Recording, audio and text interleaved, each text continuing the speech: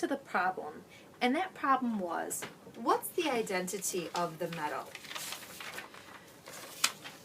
Okay, all right, so in order to do this, we need to then consider what it would take to get all of these different variables, as I mentioned earlier. So we're looking to collect heat, to measure energy. What can we use to collect heat and measure energy? Calorimetry, as stated earlier. So with that being said, some important things to note is that I can quickly get the mass of my metal. Let's get some variables one step at a time. So you want to take your balance and your metal and weigh it out while it's nice and dry. So if we notice here, I have 125.00 grams. Great, so that's some information about the metal. If you notice, I've started here collecting some information. So the metal's mass is 125.00 grams. Remember, this problem is asking me to solve for the specific heat capacity so I can figure out the identity. So I set that as X, or a question mark, okay? Next, I have to figure out a way to get heat inside of this metal, because this metal can hold a certain amount of energy. And if I can measure how much energy that holds, then I can get Q, and I can even measure the temperature change. So the goal is to pump energy in here. What are some ways we could pump energy in here? Well, I can heat it up by heating it up maybe in a hot beaker. So if you notice here, I have a hot beaker of water, and I heat it up on a hot plate or with a Bunsen burner. And let's say I stick a thermometer in here and I measure that to be 93.5 degrees Celsius. For the sake of this problem, that's going to be the temperature. If I take my metal and immerse it into that hot 93.5 degrees Celsius water, now that metal gets hot. How hot is this metal? Well, if I leave it in here for a few minutes, that metal of the temperature now, the temperature's metal of the metal is the same as the temperature of the water. So let's go ahead and make sure we identify that the initial temperature now of the metal is 93.5 degrees Celsius. Now it is pumped up with energy in it. All of the energy from the water is going into the metal, from hot water into the cold metal. Okay, great. So now my metal is ready and it has heat in it. That's good to know, but that is not energy. That's a temperature. So I need to figure out how to measure this energy. The minute I pull this metal out of my beaker, I'm losing energy. Remember, from hot to the cold surroundings. So I better think of a system that I'm going to do to collect the energy. And remember, we said a calorimeter is a system that can collect energy. So how does this work? Well, what's going to happen is we're going to fill our calorimeter up with some water, okay? So if we fill our calorimeter up with some water, seen here, just some tap water, and we get the temperature of that tap water. So we'll stick in our thermometer and get the temperature of the tap water, 25 degrees Celsius. All right, good to know, 25 degrees Celsius. Now, I also want to make sure I figure out how much that sample is in mass, too. So I take my calorimeter and I put it on my balance, and I figure out, so I can tear out my calorimeter, I can add my water, and I figure out that the water's mass is 118.00. Remember, you just want the water's mass, so subtract out the calorimeter, which means you might want to get the calorimeter's mass to begin with. Okay, so I know the calorimeter's mass. Right now I'm going to hold on to that piece of information. You'll see how that comes back into play. Okay? Now, back to here. Here's the calorimeter, filled with some water. Water's at room temperature, 25 degrees Celsius. I'm going to take this metal and quickly transfer it into the calorimeter. And I'm going to put a cap on it to trap all the heat. And if you remember, that cap has a place where I could stick a thermometer or I could poke one through. Okay, so what's happening now? What's happening inside this calorimeter? All right, well, let's move to a piece of paper to kind of help explain that. We no longer need the beaker. It is not important. It already served its purpose. So what's happening inside the calorimeter? All right, so my metal is submerged into the water. And the water now gets the heat from the metal. So the metal and the heat is all trickling out into the water. It spills all out. That is really important to write down. That all of the metal's heat is now dumped into the water. From hot metal into cold water. So the water in the calorimeter now is holding all of the metal's energy. All of the metal's energy is right here. These little squiggly lines, right?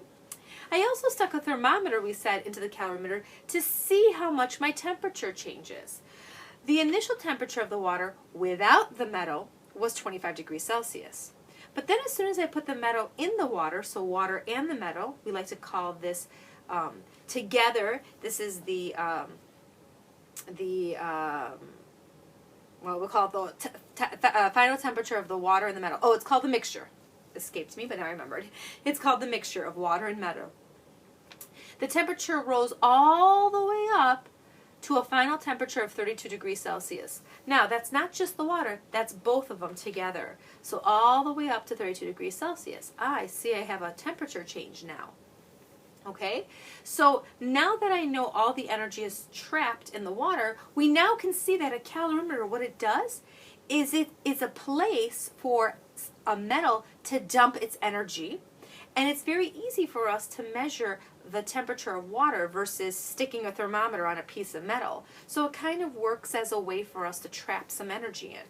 So really, what happens is, if we now can figure out what that energy is, we can then solve for our problem. So let's piece together what we have. Okay, and this is a twofold problem here. Take a look at this. I now have things going on in the calorimeter and separately the metal. Okay, so it's important to set up these problems when we're talking about heat transfer problems with calorimetry with two columns. Metal with all the variables, MCAT. Water with all the variables, MCAT. Right? This is the variables, the equations I'm using for here and for here. So Q of the water, MCAT, Q of the metal, MCAT. Okay, I already know the mass of the metal. We remember that the mass of the water, here's where it comes back, was 118. Remember, we don't want the calorimeter's mass, so subtract that out. Okay, good. I know the specific heat capacity of water because it's given on my chart right here. Remember this? 4.184 joules over grams degrees Celsius. Okay, good.